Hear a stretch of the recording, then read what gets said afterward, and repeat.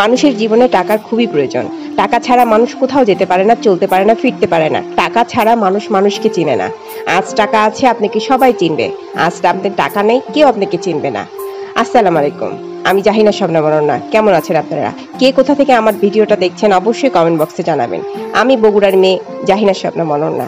যেহেতু আমি ভিডিও তৈরি করি, টাকার বিষয় নিয়ে আজকে কথা বলবো। একটা মেয়ে টাকা যখন পায় নিজেকে পরিবর্তন করে না।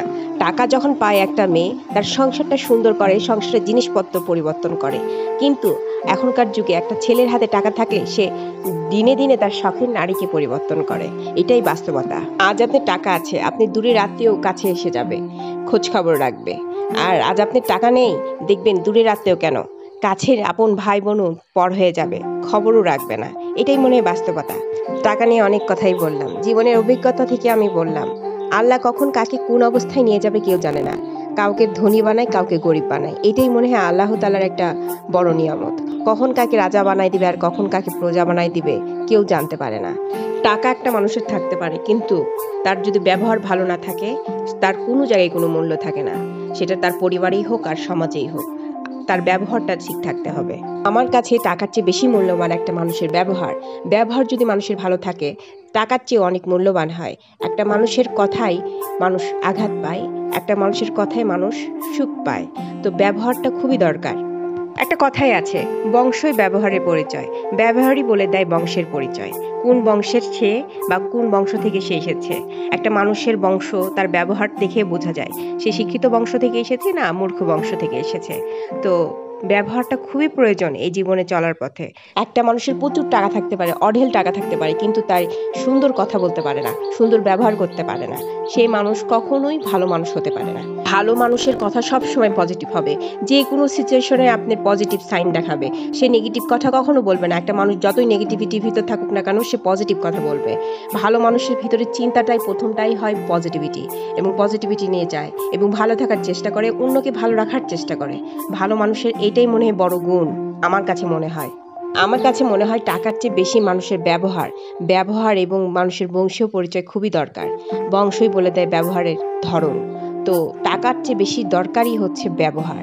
জীবন কত দিনের, অল্প দিনের জীবন আমাদের। এই ছোট্ট জীবনে ভালো থাকতে হবে, ভালো কিছু করে যেতে হবে। এটাই আমাদের আশা, এটাই আমাদের প্রত্যাশা।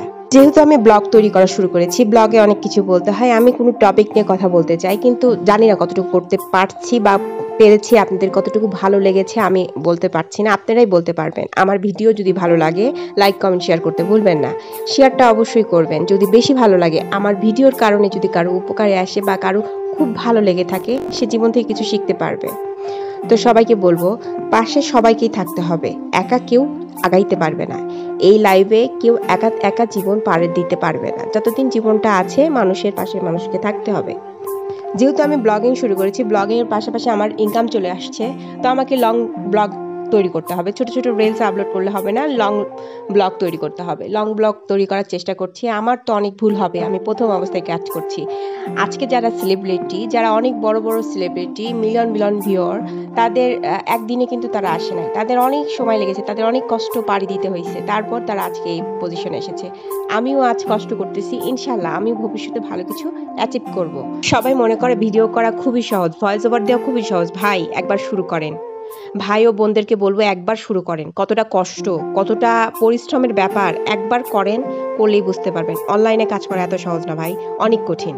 আমি হাড়ে হাড়ে টের পাচ্ছি, কিন্তু আমি জানি একদিন এটার ভালো ফিডব্যাক আমি পাবো। ইনশাল্লাহ আমি ভালো ফিডব্যাক পাবো। আপনাদেরকে বলবো ধৈর্য হারা হবেন না, কন্টিনিউ আপনার কাজটা করে যাবেন। কে কি বললো কে কি করলো এইসব মাথা ঘামাবেন না, আপনার কাজ আপনি চালিয়ে যাবেন। ইনশাল্লাহ আপনি ভালো কিছু অ্যাচিভ করতে পারবেন।